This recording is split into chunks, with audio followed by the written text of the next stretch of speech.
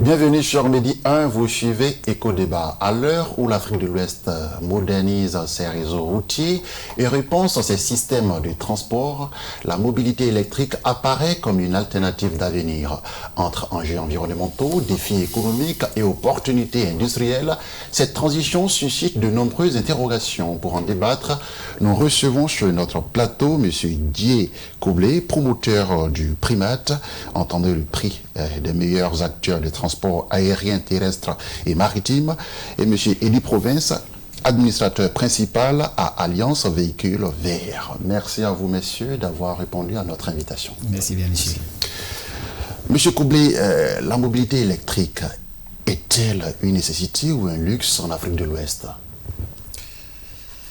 Alors, je veux dire encore merci à Midi NTV, cette chaîne qui nous fait l'honneur de parler aujourd'hui de la modernisation du secteur du transport, mais également aussi de la mobilité électrique. Alors, pour revenir à votre question, la mobilité électrique aujourd'hui n'est pas seulement un luxe, mais c'est au-delà même du luxe, c'est une nécessité. Voilà. Donc, ça voudrait dire que c'est également nécessité, c'est-à-dire un alliage de nécessité et luxe, puisque aujourd'hui, l'on a envie de voyager. Mais pourquoi ne pas voyager dans le confort si on a vraiment des matériaux roulants aujourd'hui qui nous permettent d'être à l'aise? Je pense que c'est non seulement nécessité, mais également aussi un luxe. D'accord. Monsieur Elie Province, quelle est aujourd'hui la place de l'électrique en Afrique de l'Ouest? Oui, de plus en plus, le marché de la mobilité électrique est en train de s'étendre. Je peux dire que après quelques années, après plus d'1 an et demi d'activité dans ce secteur, on peut retenir que c'est un marché qui est vraiment en pleine expansion. D'accord. Mais pourquoi cette transhumance vers l'électrique de plus en plus? Oui, en fait, je pense que c'est un choix intelligent. Voilà, un choix intelligent. Au-delà même de parler de l'aspect écologique, voilà, la transition électrique aujourd'hui a bien plus d'avantages, plus économiques que même écologiques en fait. D'accord. Mais Monsieur Coublé, en quoi l'électrique modernise-t-il le transport routier? Alors, il faut dire aujourd'hui que le transport, comment on appelle la mobilité électrique, tous les véhicules que vous recevez ont vraiment un confort. Ça, il faut déjà souligner ce fait. Et dans cette modernisation dont nous sommes en train de parler, comment on appelle, c'est cet électrique-là qui vient révolutionner tous les engins que nous avons avant qui ne nous permettent pas de nous déplacer dans des conditions optimales. Donc, la mobilité électrique aujourd'hui est vraiment, on va dire, comment on appelle, passe à la phase de la modernisation, parce que nous, les véhicules que nous recevons aujourd'hui, il y a des commodités qui ne sont pas dans les véhicules d'avant. Mais qu'est-ce qu'il y a de plus? Quelle est la valeur ajoutée de ces véhicules comparativement aux véhicules classiques que nous utilisions? Déjà, la valeur ajoutée, il faut dire, lorsque nous avons nous avançons vers la mobilité électrique, nous avons la possibilité de réduire, on va dire pour les transporteurs, je prends le cas des transporteurs, bien sûr. Voilà, et ça leur permet d'économiser. Voilà, donc il y a une respiration au niveau de l'économie parce qu'ils vont dépasser moins, voilà, et également aussi pour la santé de la population. D'accord. Mais est-ce que ces véhicules sont adaptés aux routes africaines? Oui, en fait, aux habitudes africaines aussi. Justement, ce sont des questions que nous reviennent de plus en plus. En fait, je vais seulement dire que les véhicules électriques en général, en termes de robustesse, sont plus robustes que n'importe quel véhicule à thermique. Simplement parce que, à cause de sa conception modulaire. Déjà, la batterie qui constitue l'élément principal de la voiture électrique pèse au moins 4 fois le poids d'un moteur thermique. Donc, à cause de ce poids, toutes les suspensions, tout ce qui est mécanique sont assez robustes pour pouvoir supporter un tel poids. Donc, par comparaison, les véhicules électriques sont largement plus supérieurs en termes de performance, en termes de solidité également, donc plus adaptés à nos routes, véritablement. Nous avons fait l'expérience. Mais aujourd'hui, en ce qui concerne le chargement, les bornes et tout ça, est-ce qu'il existe plusieurs bornes pour charger ces véhicules-là pour des longues distances parfois? D'abord, sachez d'abord que... Parce que la batterie, elle finira forcément par se décharger, alors que le véhicule thermique, le propriétaire du véhicule thermique peut se rendre à une station et s'approvisionner en carburant et avancer. Mais est-ce que les véhicules électriques sont véritablement fournis en Côte d'Ivoire, en borne, pour pouvoir les charger et arriver à bon port? Bon, d'accord. À ce sujet, ce que j'aimerais d'abord dire, c'est que sachez d'abord qu'à la base, un véhicule électrique se charge d'abord à la maison. Tous les véhicules électriques ont les charges domestiques, qu'on appelle charge maison, voilà, pour permettre à l'utilisateur de ne pas aller se rendre, pour lui permettre de se recharger à domicile sans qu'il ait nécessité de se rendre dans une station comme de manière traditionnelle. Alors quand on va dans les stations de charge rapide, et c'est juste pour la charge rapide qu'on va dans les stations. Alors aussi à ce sujet également, les véhicules électriques de plus en plus ont quand même une très bonne autonomie. Vous savez, quand on parle de batterie, des gens ont tendance à penser que c'est comme les batteries de nos téléphones qui peuvent se décharger tout d'un coup comme ça. J'ai toujours dit que c'est un dispositif qu'on a mis en place pour stocker l'énergie haute tension, pour permettre à la voiture d'avoir une plus grande portée. Donc la plupart des voitures électriques ont au moins une autonomie moyenne, moins de 300 km. Donc de 300 km jusqu'à 800 km, je pense qu'on peut quand même faire effectuer une longue distance avec ces voitures électriques. Mais quand on prend maintenant, je pense qu'à partir du moment que vous avez la possibilité de recharger la voiture d'abord à domicile, alors donc je pense que vous pourrez faire simplement avec votre chargeur maison, vous déplacer partout avec ça pour faire vos recharges. Juste pour information et chargement, ça prend combien de temps environ?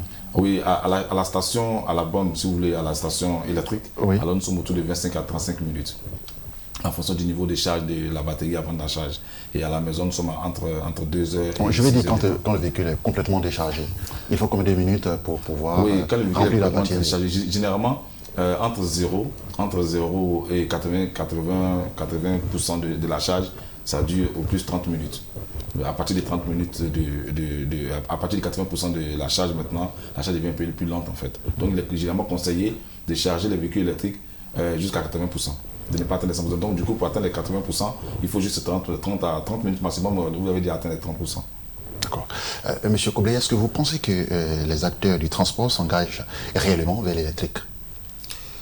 Oui, je pense qu'aujourd'hui, les acteurs du transport sont prêts à s'engager réellement vers l'électrique. Dans l'espace mois au niveau de l'Afrique de l'Ouest, est-ce que vous avez ce sentiment-là que véritablement les transporteurs sont de plus en plus poussés vers l'électrique?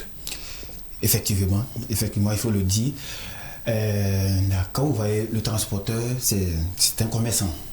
Et donc, des produits qui doivent lui permettre de rentabiliser, il est tout de suite partant. Alors, donc, ça sera vraiment l'environnement qui doit permettre, quand je parle de l'environnement, je parle de l'environnement, l'engagement politique, je vais parler également aussi du coût, comment on appelle, de ces véhicules, voilà, qui doit permettre à ces transporteurs-là tout de suite de s'engager. Sinon, ils sont tous déjà conscients et que même beaucoup commencent à converger, commencent à changer les flottes. Ceux qui étaient comment on appelle, aux véhicules thermiques sont en train de passer vers l'électrique parce qu'ils, premièrement, au niveau économique, ils voient qu'ils dépensent moins parce que charger son véhicule avec, comment on appelle, une borne lui revient moins cher. Par rapport à, comment on appelle, au carburant. Et donc là déjà il fait déjà un profit et également il fait moins de pannes. Vous comprenez, parce que les véhicules électriques, parce que lui pourra mieux développer, mais les véhicules électriques font moins de pannes que les véhicules thermiques. Voilà, puisqu'il n'y a pas une question de vidange, le moteur est gâté, il faut reprendre le moteur, il faut toutes ces petites pannes qui fatiguent au quotidien les transporteurs. Je pense qu'avec l'électrique, ils ont moins mal à la tête. Donc nous les djulakiens anti-griffes, comme on le dit, voilà, nous ça c'est les commerçants, voilà, ça nous arrange mieux d'être à l'électrique et qu'on nous appelle à chaque instant pour nous dire le véhicule en panne, on a un problème de crémaillère, on a un problème de disque d'embrayage et toutes ces questions là, il y a des questions qui seront vraiment Est-ce qu'il y a déjà un écosystème de la mobilité électrique qui existe en Côte d'Ivoire? Oui, déjà même le gouvernement a déjà mis en place une association dont de passage je salue Madame Cissé Pendis qui qui est la première responsable de cette association.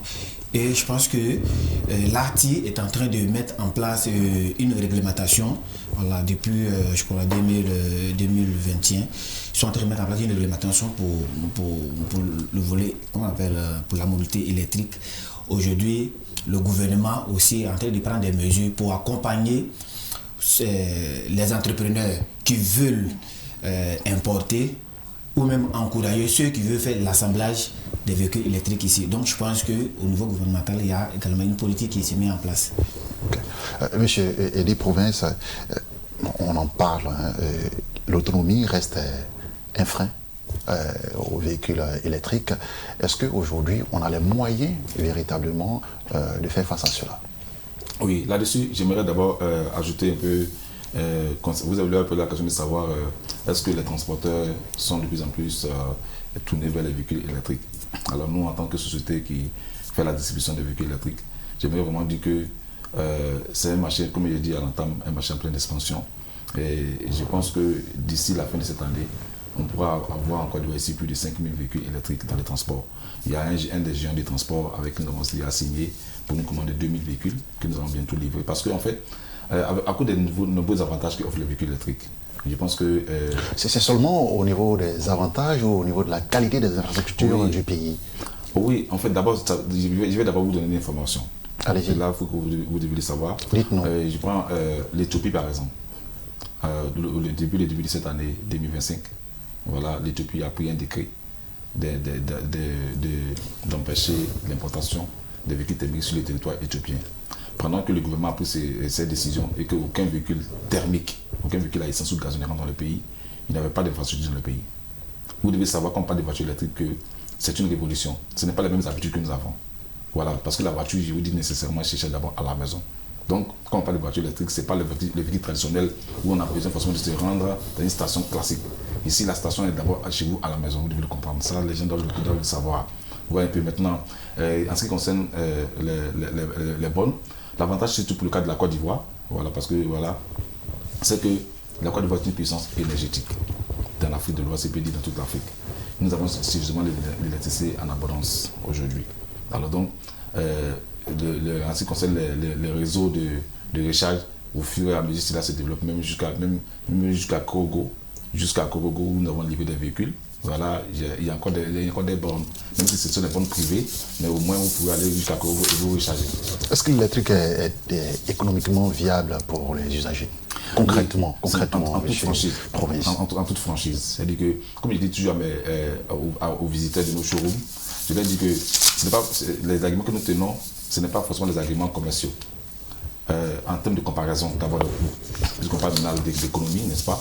C'est que, selon nos études d'abord, pour ceux qui sont des transports, un transporteur qui consomme environ 18 000 francs par jour dans le carburant, au bout de 5 ans d'exercice, il va dépenser plus de 30 millions, c'est autour de 32 millions de francs CFA pour le carburant uniquement, au bout de 5 ans, s'il consomme 18 000 francs par jour.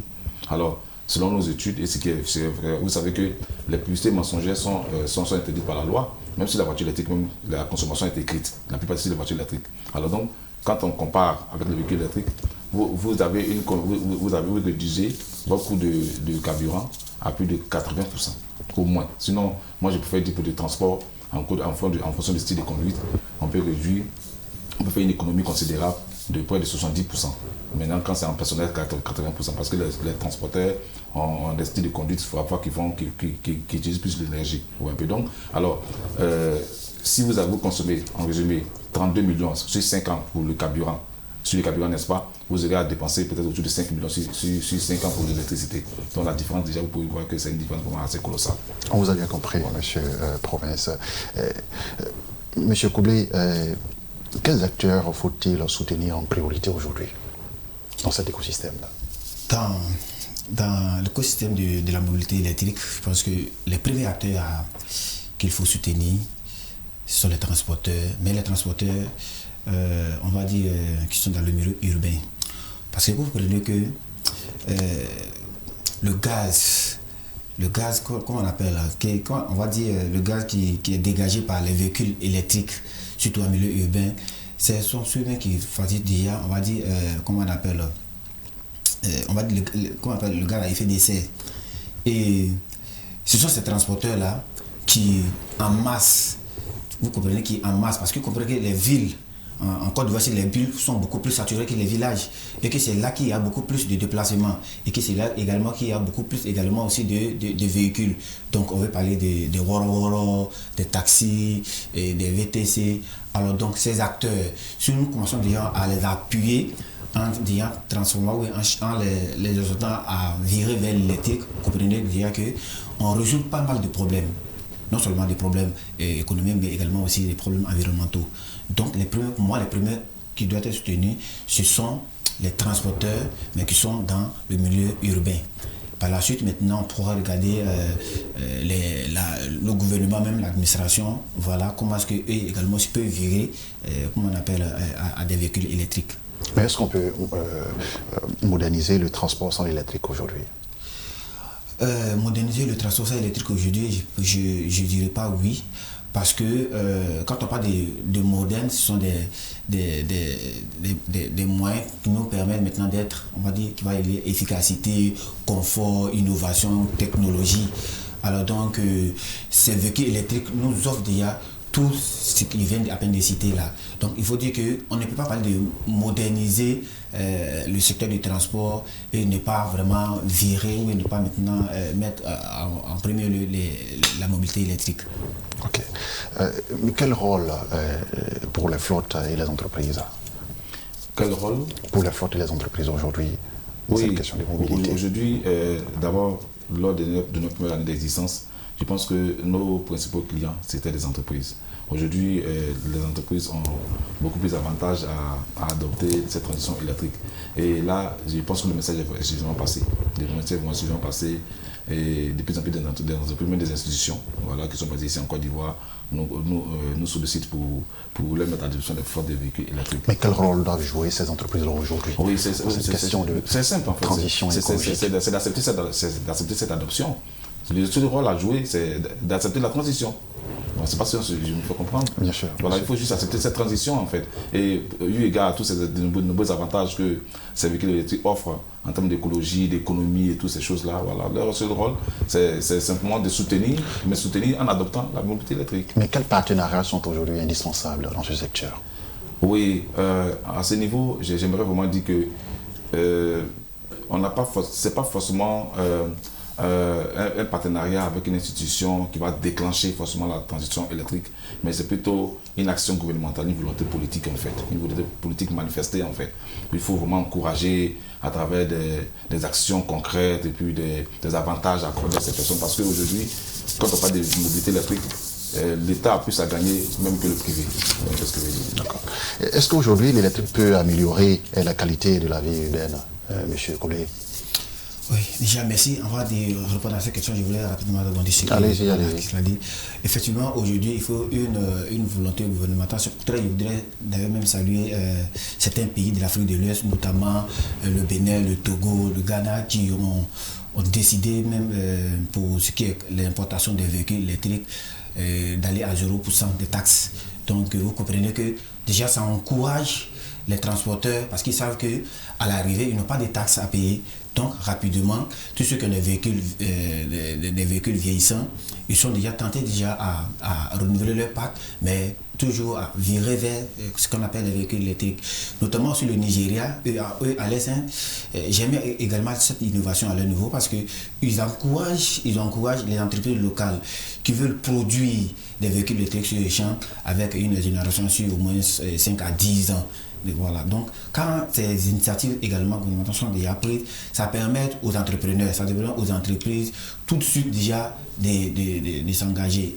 Bon, la Côte d'Ivoire n'est pas en marge parce qu'aujourd'hui, elle également aussi commence à proposer des solutions pour que nous virons tous vers... Oui, on a de plus en plus de véhicules électriques dans la rue d'Abidjan. Évidemment. D'accord. Donc vous allez rapidement dire pour ce qui concerne les véhicules électriques. Oui. D'abord, il faut dire l'importance pour la santé humaine. Pour la santé humaine, je viens vers la réponse de la question. Allez-y. Donc pour la santé humaine, vous comprenez que ce sont des véhicules qui ne sont pas polluants. Ça, c'est déjà un avantage. Et quand ce n'est pas polluant, ça protège la population elle-même d'abord. Au-delà même de la protection de la population, ceux qui ont adopté les véhicules électriques économiquement, ça leur permet d'avoir une respiration parce qu'on va dépenser moins sur ces véhicules-là.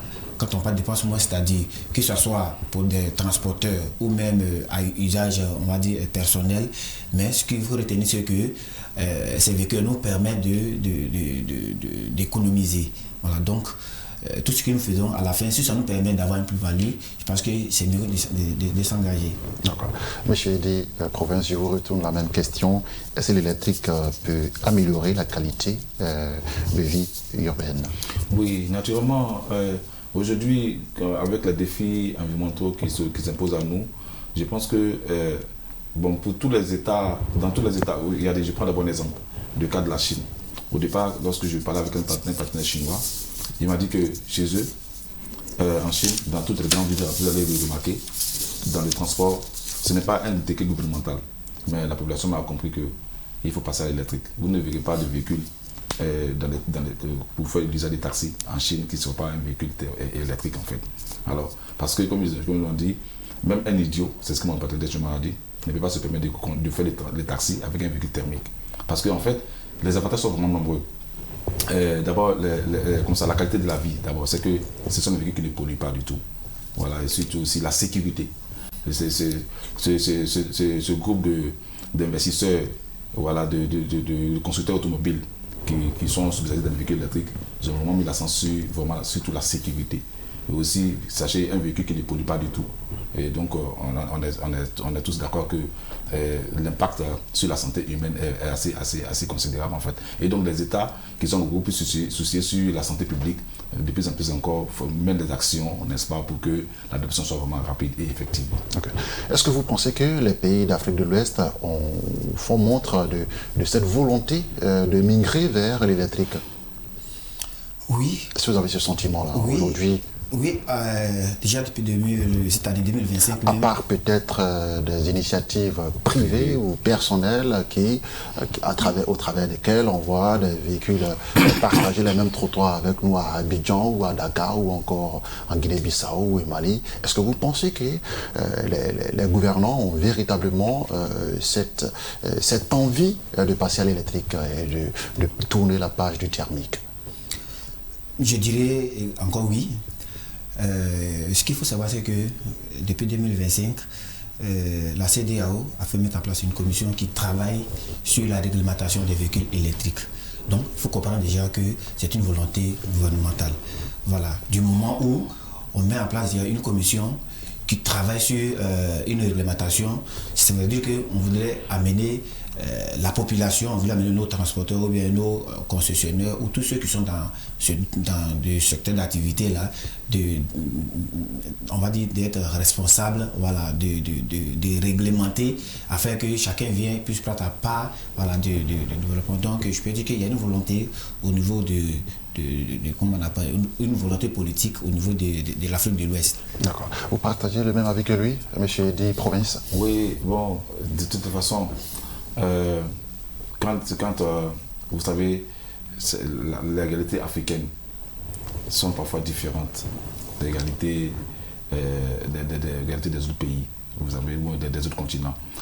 Il faut savoir qu'effectivement, il y a une volonté, même si elle n'est pas comme manifeste, pour le cas de la Côte d'Ivoire. Mais déjà, plusieurs fois, nous avons été invités à des ateliers de réflexion, voilà, avec le ministère de l'Environnement et tout le reste, pour parler un peu de la question, essayer de voir quels sont nos besoins, qu'est-ce qu'on attend de l'État. Donc je pense que sans que cela soit public véritablement, l'État est en train de mettre en place vraiment un environnement pour que cela puisse favoriser la transition électrique en Côte d'Ivoire. Dans le cas de la Côte d'Ivoire. Ouais. D'accord. Est-ce que vous pensez que les usagers de la route ou encore les privés ou nous autres, est-ce que la population est véritablement ouverte à cette arrivée, cette transhumance de l'électrique, du thermique à l'électrique?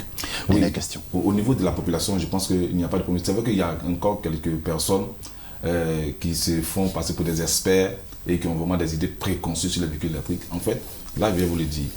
Au niveau de la population, nous avons animé plusieurs conférences. Il y a une adhésion totale. Même lors de nos conférences, après d'avoir exposé les véhicules électriques et après d'avoir parlé de ces nouveaux avantages, tous les participants ont adhéré officiellement à cela.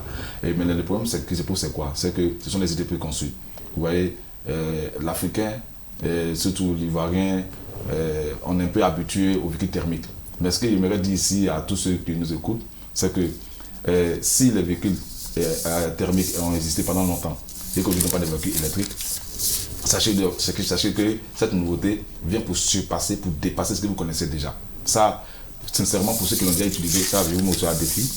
Si vous utilisez un véhicule électrique, seulement que pour une semaine, vous n'aurez plus jamais envie de voir un véhicule thermique. Parce qu'il n'y a pas de comparaison en termes de silence du moteur, la puissance du moteur. La plupart des véhicules électriques, par exemple, en termes de puissance, par exemple, atteignent les 5 km à l'heure en moins de 4 secondes. C'est comme si elles sont toutes par défaut des véhicules de sport en fait. Vous voyez un peu. Donc voilà, il n'y aura pas vraiment de grand problème au niveau de la population et bon, il y a une forte adhésion sincèrement. Nous avons enregistré beaucoup de commandes. Les commandes que nous avons aujourd'hui, si nous avions peut-être les moyens pour les satisfaire, je pense que les gens allaient encore mieux comprendre encore que les véhicules électriques, la population avait une forte adhésion. Alors, on n'a plus assez de temps. Merci à vous, messieurs. J'avais une dernière question pour vous, M. Koblé, mais alors, on n'a plus assez de temps, on est obligé de fermer l'émission. Merci à vous d'être passé sur ce plateau. Merci encore à vous, M. Koblé. Merci. C'est la fin de ce numéro de Éco Débat. Restez avec nous. L'information continue, bien évidemment, sur Medi 1.